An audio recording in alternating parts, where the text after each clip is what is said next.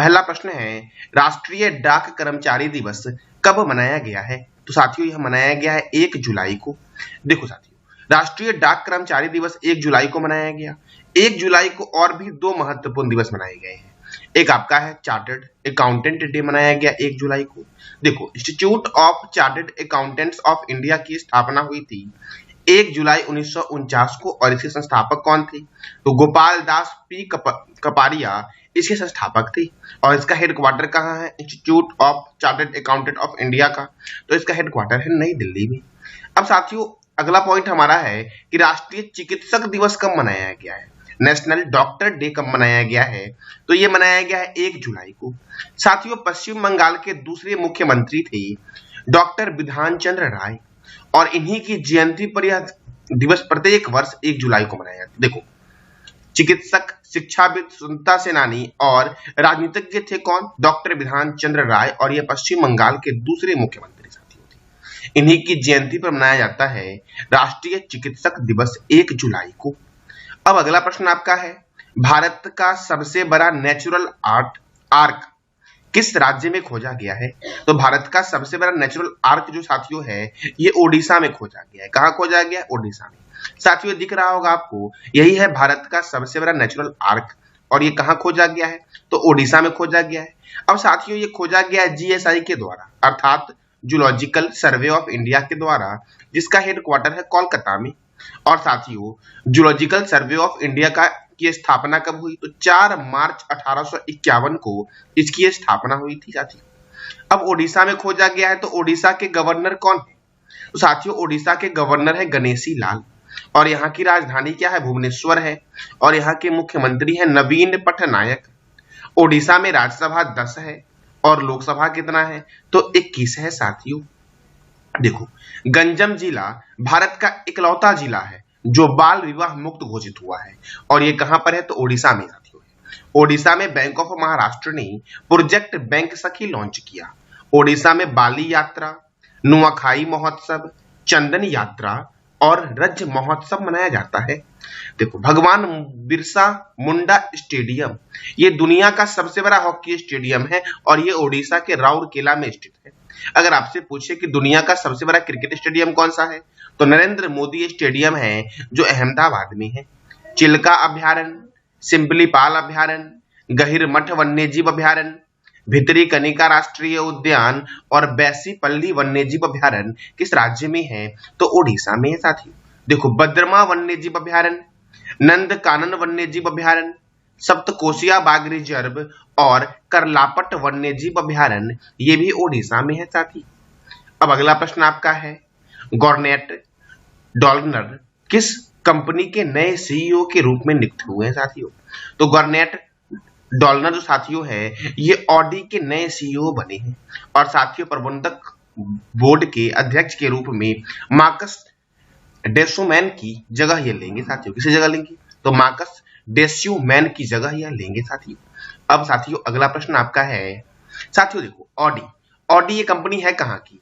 ये जर्मनी की कंपनी है ऑडी। ऑडी एलजी का मूल संगठन साथियों वॉक्सवैगन समूह है, और ऑडी इंडिया के प्रमुख कौन है? तो बलबीर सिंह ढिल्लों है। बलबीर सिंह ढिल्लों साथियों ये कौन है? तो ऑडी इंडिया के प्रमुख है बलबीर सिंह ढिल्लों। अब कुछ और भी सीईओ और अध्यक्ष है जो बदले हैं अभी हाल ही में। तो table tennis of India federation के अध्यक्ष कौन है? तो मेघना अहलावत साथियों है, और ये जो मेघना अहलावत है ये टेबल टेनिस ऑफ इंडिया की पहली महिला अध्यक्ष है। रेलवे बोर्ड के अध्यक्ष और सीईओ कौन है? अनिल कुमार लाहौटी है। नबार्ड जिसका हेडक्वार्टर मुंबई में है, इसके अध्यक्ष कौन है? साजी केवी है साथियों। नबार्ड का फुल फॉर्म आपको बताना है कमेंट बॉक्स में, और इसकी स्थापना कब हुई ये भी बताना आपको है। हिंदू ग्रुप के नए अध्यक्ष कौन बने? निर्मला लक्ष्मण बने हैं। अशोक लीलैंड के नए एमडी एंड सीईओ कौन बने हैं? सीनू अग्रवाल बने हैं। बॉम्बे स्टॉक एक्सचेंज के एमडी एंड सीईओ कौन बने हैं? तो सुब्रमण्यम राम मूर्ति बने हैं। एलआईसी के नए चेयरमैन कौन बने हैं? सिद्धार्थ मोहंती बने हैं। सीबीआई के नए निदेशक कौन बने हैं? प्रवीण सूद। ट्विटर के नए सीईओ कौन बने हैं? तो लिंडा याकारिनो बने हैं ट्विटर के नए सीईओ। संघ लोक सेवा आयोग के अध्यक्ष कौन है? तो मनोज सोनी है। भारतीय प्रतिस्पर्धा आयोग की पहली महिला चेयरपर्सन कौन है? रवनीत कौर है। यूको बैंक के एमडी कौन है? अश्वनी कुमार है। Solar energy corporation of India limited के प्रबंधक निर्देशक कौन है? तो अजय यादव साथियों। कौन है? अजय यादव। साथियों अजय यादव से एक अजय बंगा है, वो किसके चेयरमैन है? अजय बंगा। तो ये बताना है कमेंट बॉक्स में आपको। Steel authority of India limited के नए अध्यक्ष और प्रबंधक निर्देशक कौन है? तो अमरेंद्र प्रकाश साथियों स्टील अथॉरिटी ऑफ इंडिया के अध्यक्ष और सीईओ हैं साथियों। मौसम विज्ञान संगठन के नए अध्यक्ष कौन बने हैं? तो अब्दुल्ला अलमंडोस जो यूएई के हैं, यही बने हैं मौसम विज्ञान संगठन के नए अध्यक्ष। अब अगला प्रश्न आपका है, एशियन कबड्डी चैंपियनशिप 2023 के फाइनल में भारत ने किस देश को हराकर यह कप जीता है? साथियों सबसे पहले ये जानते हैं कि जो एशियन कबड्डी चैंपियनशिप 2023 है साथियों, इसमें भारत ने किसको हराया है? तो भारत ने हराया है ईरान को। किसको हराया? ईरान को।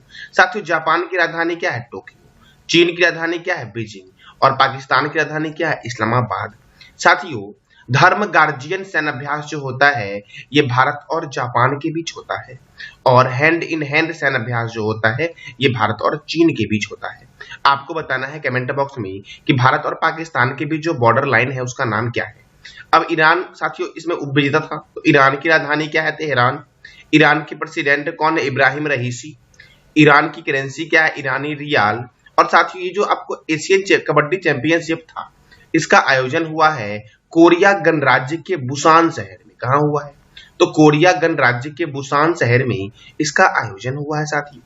अब अगला प्रश्न आपका है, लुसाने डायमंड लीग 2023 किसने जीता है? साथियों इमेज में दिख ही रहे होंगे आपको, ये नीरज चोपड़ा ने साथियों लुसाने डायमंड लीग 2023 जीता है। नीरज चोपड़ा। साथियों नीरज चोपड़ा ने टोक्यो ओलंपिक में गोल्ड मेडल जीता था। साथियों इसी के उपलक्ष्य में भाला फेंक दिवस मनाया जाता है। तो आपको बताना है कि भाला फेंक दिवस मनाया कब जाता है। वैसे नीरज चोपड़ा स्टेडियम साथियों कहां पर है? तो ये पुणे में है नीरज चोपड़ा स्टेडियम। अब अगला प्रश्न आपका है, भारत की पहली महिला कबड्डी लीग 2023 किस टीम ने जीता है? तो भारत की पहली महिला कबड्डी लीग 2023 जीता है उमा कोलकाता ने। क्या नाम है टीम का? उमा कोलकाता नाम है साथियों उस टीम का जिसने जीता है। और उप विजेता कौन था? तो पंजाब पैंथर साथियों इसमें था उप विजेता। अब साथियों देखो इसका आयोजन कहां हुआ? तो संयुक्त अरब अमीरात के दुबई शहर में हुआ। अगर आपसे पूछे एग्जाम में कि महिला कबड्डी लीग के निर्देशक कौन है? तो प्रदीप कुमार नेहरा है। और अगर आपसे पूछे कि इंटरनेशनल कबड्डी फेडरेशन के अध्यक्ष कौन है? तो विनोद कुमार तिवारी हैं इंटरनेशनल कबड्डी फेडरेशन के अध्यक्ष साथियों। अब अगला प्रश्न आपका है, फीफा पुरुष फुटबॉल रैंकिंग में कौन सा देश प्रथम स्थान पर रहा है? तो साथियों देखो अर्जेंटीना है प्रथम स्थान पर, फ्रांस है दूसरे स्थान पर, ब्राजील है तीसरे स्थान पर, और भारत कितने स्थान पर है? तो भारत है 100वें स्थान पर साथियों फीफा पुरुष फुटबॉल रैंकिंग 2023 में। अब साथियों फीफा और फुटबॉल, तो देखो फुटबॉल का जन्म कहाँ हुआ था? इंग्लैंड में। क्रिकेट का जन्म भी इंग्लैंड में ही हुआ था। फीफा का फुल फॉर्म क्या है? Federation international D football association. इसका हेडक्वार्टर है स्विट्जरलैंड के जूरिक में। याद रखना स्विट्जरलैंड साथियों यूरोप कॉन्टिनेंट का ये कंट्री है और स्विट्जरलैंड को बोलते हैं प्लेग्राउंड ऑफ यूरोप। साथियों फीफा की स्थापना हुई थी 21 मई 1904 को। और फीफा के प्रेसिडेंट कौन है? तो गियानी इन्फेंटिनो है फीफा के प्रेसिडेंट। फुटबॉल हॉकी और क्रिकेट में खिलाड़ियों की संख्या 11 है।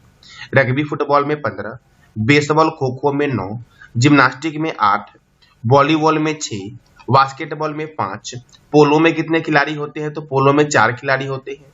वाटर पोलो कबड्डी और नेटबॉल में कितने खिलाड़ी होते हैं? तो 7 खिलाड़ी साथियों होते हैं। कितने होते हैं? 7। खो खो में कितने? 9। जिम्नास्टिक में कितने? 8। कबड्डी में कितने? 7। बास्केटबॉल में कितने? 5। पोलो में कितने साथियों? तो 4 खिलाड़ी होते हैं। अब अगला प्रश्न आपका है साथी, हाल ही में किस राज्य के बागपत होम फर्निशिंग को जीआई टैग दिया गया है? तो बागपत होम फर्निशिंग जो साथियों है ये उत्तर प्रदेश का साथियों एक उत्पाद है और इसको दिया गया है जीआई टैग। साथियों जीआई टैग जो दिया जाता है ये 10 साल के लिए मान्यता प्राप्त होता है और सबसे पहले जीआई टैग दिया गया था 2004 में। और किसको दिया गया था? तो दार्जिलिंग जो पश्चिम बंगाल में स्थित है उसी के चाय पत्ती को दिया गया था। जीआई टैग साथियों भौगोलिक संकेत अधिनियम 1999 द्वारा दिया जाता है। और साथियों उत्तर प्रदेश के 7 उत्पाद को अभी हाल ही में जीआई टैग दिया गया है। कौन कौन से वो 7 उत्पाद साथियों हैं? तो अमरोहा ढोलक, कपाली हस्त निर्मित कागज, बागपत होम फर्निशिंग, बाराबंकी हथकरघा उत्पाद, महोबा गौरा पत्थर हस्तशिल्प साथियों, इसको भी जीआई टैग दिया गया है। साथियों मैनपुरी तारकसी, साथियों संभल हॉर्न क्राफ्ट, ये 7 उत्पाद को जीआई टैग दिया गया है। जीआई टैग सबसे पहले किसको दिया गया था? दार्जिलिंग के चाय पत्ती को। कब? 2004 में। साथियों अगला प्रश्न आपका है, हाल ही में भारत के पहले स्वदेशी परमाणु रिएक्टर का संचालन किस राज्य में शुरू हुआ है साथियों? तो साथियों ये शुरू हुआ है गुजरात में। गुजरात के काकरापारा संयंत्र में ये बनाया गया है भारत के पहले स्वदेशी परमाणु रिएक्टर। साथियों काकरापारा परियोजना गुजरात में ताप्ती नदी पर है। अब साथियों गुजरात में हुआ है ये, तो गुजरात की राजधानी क्या है? गांधीनगर। साथियों मैंने महाराष्ट्र के बारे में आपको कई बार बताया है, तो आज आपका टॉपिक है महाराष्ट्र। महाराष्ट्र के संदर्भ में आप जो भी जानते हो इसकी जानकारी देनी है कमेंट बॉक्स में। साथियों गुजरात के गवर्नर हैं आचार्य देवव्रत, गुजरात के मुख्यमंत्री हैं भूपेंद्र भाई पटेल, गुजरात में राज्यसभा 11 है और लोकसभा कितना है? तो 26 है। गिर राष्ट्रीय उद्यान, नल सरोवर अभ्यारण्य, पोरबंदर लेक वन्य जीव अभ्यारण्य किस राज्य में है साथियों? तो गुजरात में है। डिफेंस एक्सपो के 12वें संस्करण का आयोजन गुजरात में हुआ। बालिका पंचायत शुरू करने वाला देश का पहला राज्य गुजरात में है। साथियों गुजरात बना है। देश की पहली न्यायिकी घड़ी गुजरात हाई कोर्ट में लगाई गई। अंतर्राष्ट्रीय पतंग महोत्सव 2023 अहमदाबाद में साथियों हुआ। बाजरा उत्सव साथियों ये कई शहरों में साथियों भारत के हुआ है। गांधीनगर में भी हुआ है साथियों, बिहार में भी हुआ है साथियों, गुजरात में भी हुआ है, गोवा में भी हुआ है साथियों बाजरा उत्सव। अब अगला प्रश्न आपका है, भारत के प्रथम इलेक्ट्रिक निर्माता के रूप में कौन सा राज्य प्रथम स्थान पर रहा है साथियों? तो ये तमिलनाडु रहा है साथियों। इलेक्ट्रॉनिक निर्यात के मामले में प्रथम स्थान पर कौन सा राज्य रहा है? तो तमिलनाडु रहा है। अब तमिलनाडु रहा है साथियों, तमिलनाडु की राजधानी क्या है? चेन्नई। तमिलनाडु के गवर्नर कौन है? Are N Ravi. तमिलनाडु के मुख्यमंत्री कौन है? एम के स्टालिन। और यहाँ पे राज्यसभा 18 है और लोकसभा 39 है। मेट्टूर बांध कावेरी नदी पर तमिलनाडु में, पिल्लूर बांध भवानी नदी पर तमिलनाडु में, इंदिरा गांधी अभ्यारण्य कहाँ है? तो तमिलनाडु में है साथियों। सत्यमंगलम टाइगर रिजर्व तमिलनाडु में है। मुद्दुमलई अभ्यारण्य तमिलनाडु में है। गुंदई राष्ट्रीय उद्यान तमिलनाडु में है। मन्नार की खाड़ी मरीन नेशनल पार्क तमिलनाडु में है। राष्ट्रीय गन्ना प्रजनन केंद्र कोयम्बटूर में है। दक्षिण भारत का मैनचेस्टर किसे बोलते हैं? तो कोयम्बटूर को बोलते हैं। साथियों भारत का मैनचेस्टर किसे बोलते हैं? अहमदाबाद को। और भारत का बोस्टन भी अहमदाबाद को बोलते हैं। उत्तर भारत का मैनचेस्टर कानपुर को बोलते हैं।